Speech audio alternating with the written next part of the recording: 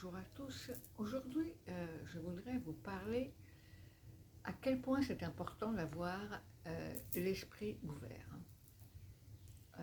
Je vous l'ai déjà dit, je parle 4 langues et j'ai pas mal voyagé. Et je me suis rendu compte rapidement que lorsqu'on écoute les informations de chaque pays où on se trouve, les informations ne sont pas les mêmes. Si vous allez en France, l'information va vous donner des nouvelles. Vous allez en Italie, l'information sera différente. Vous allez en Angleterre, encore là, différent. Vous allez aux États-Unis, autre information. Et là que je suis en République dominicaine, les informations sont complètement différentes. Alors, pourquoi Disons que les informations données à la télévision ont deux objectifs principalement. On essaye de montrer à ceux qui regardent les informations une histoire, une vérité qui va servir à la politique du gouvernement, qui s'est fixé des objectifs, et pour convaincre la population, va donc montrer un certain type d'information pour pouvoir ensuite faire ce qu'ils ont décidé de faire. C'est pour ça que dans chaque pays, on va distraire les personnes qui regardent les informations pour pouvoir faire ensuite les choix décidés par les hautes instances du pays.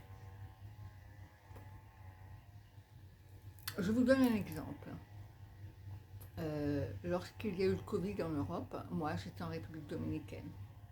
La République dominicaine est un pays pauvre, où 90% des gens n'ont pas la télé chez eux. Et puis en République dominicaine, déjà beaucoup ont difficulté à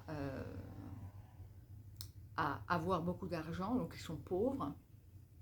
Et puis, il y a des maladies beaucoup plus graves que le Covid, il y a la tuberculose, il peut y avoir le chikungunya, la dengue. Et donc les gens se soignent eux-mêmes ou n'ont peur de rien. Et donc quand on nous a annoncé cette pandémie, les Dominicains n'étaient pas plus impressionnés que ça.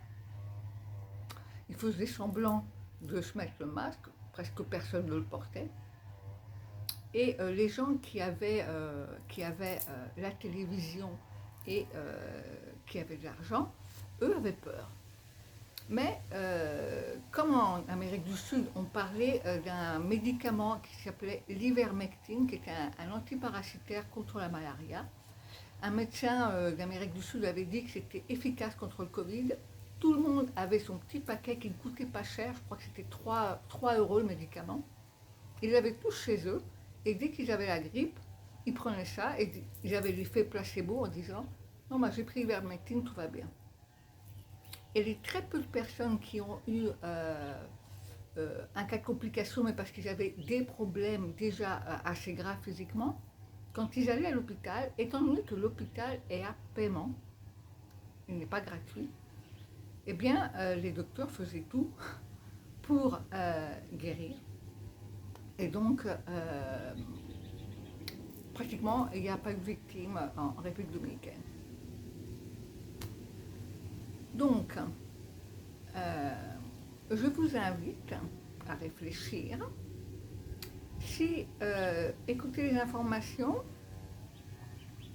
vous donne vraiment la réalité de ce qui se passe, ou si ce n'est pas une perte de temps. Parce que la deuxième raison des informations, non seulement c'est distraire les personnes et leur donner une illusion de ce qui se passe, mais la deuxième raison, c'est aussi faire peur aux gens. C'est aussi créer des tensions dans votre corps.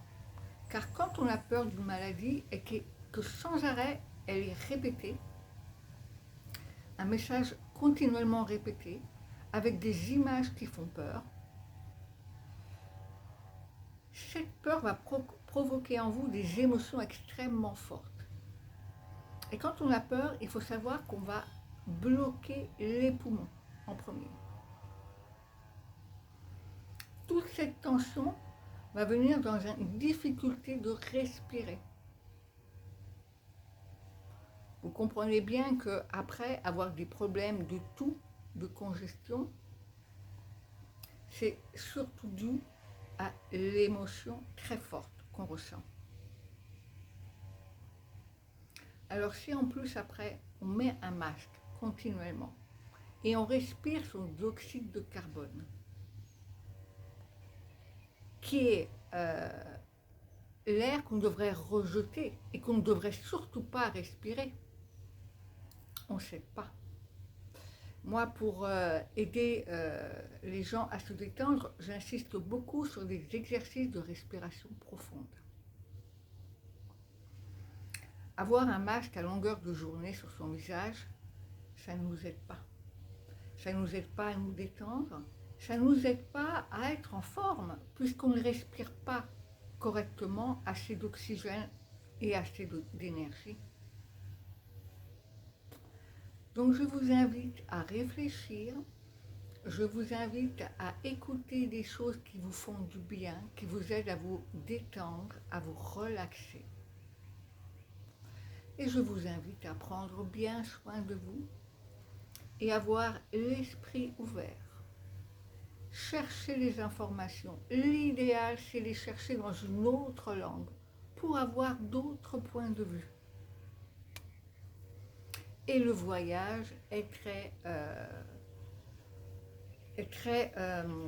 éducatif puisqu'on apprend plein de choses. Quand on voyage, on voit tellement de choses différentes, des gens qui se soignent de façon tellement différente, des gens qui pensent d'une façon différente. C'est tellement bon d'être ouvert à la diversité. C'est tellement bon d'avoir l'esprit ouvert. On apprend tellement de choses. Voilà, c'est le thème d'aujourd'hui. Je vous fais un gros câlin. Je vous remercie beaucoup. À la prochaine.